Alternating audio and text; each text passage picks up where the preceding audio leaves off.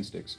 My name is Elizabeth Tabish. I play Mary Magdalene on The Chosen. She is one of Jesus's followers and disciples. I mean, not officially a disciple, but she is. One of the opening scenes is her waking up from a dream of her father when she was a child, telling her this beautiful psalm.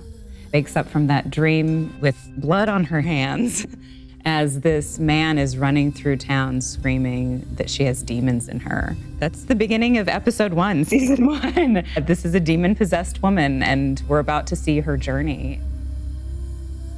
These stories and this character and her changes have reminded me of who Jesus really was. She's self-medicating and she drinks herself senseless. Jesus meets her at this bar and follows her outside and repeats the prayer that her father taught her and calls her by her name, which is the first time we as an audience get to hear Mary of Magdala. And he heals her of her demons. She is redeemed after that.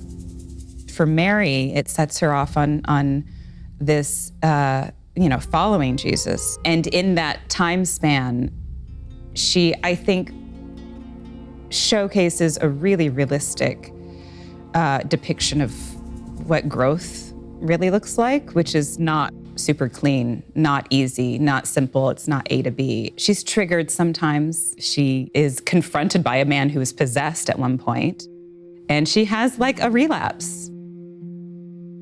She speaks with Jesus, she apologizes, and I think admits this thing that I connected to so much, which was like, I'm not good enough.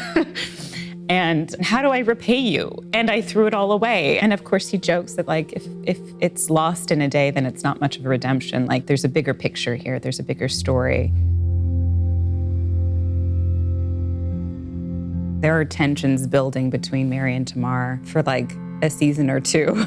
Mary has struggled so much in her pain that she's almost been unable to recognize pain in Tamar. These tensions just build and build until like they almost can't even talk.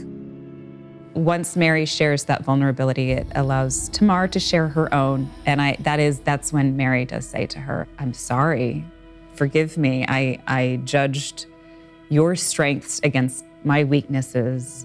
Tamar even says, like, Jesus forgave you, you need to forgive yourself. I think that is a pivotal moment in the series. Mary is quite changed after that interaction.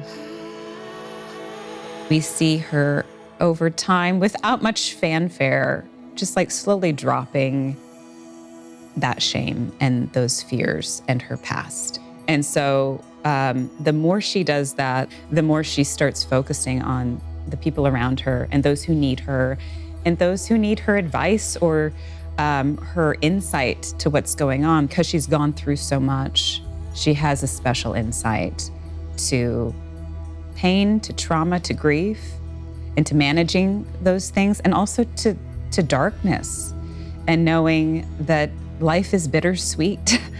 And those bitter moments are like, they're gonna be there, but aren't we lucky now that we also have the light?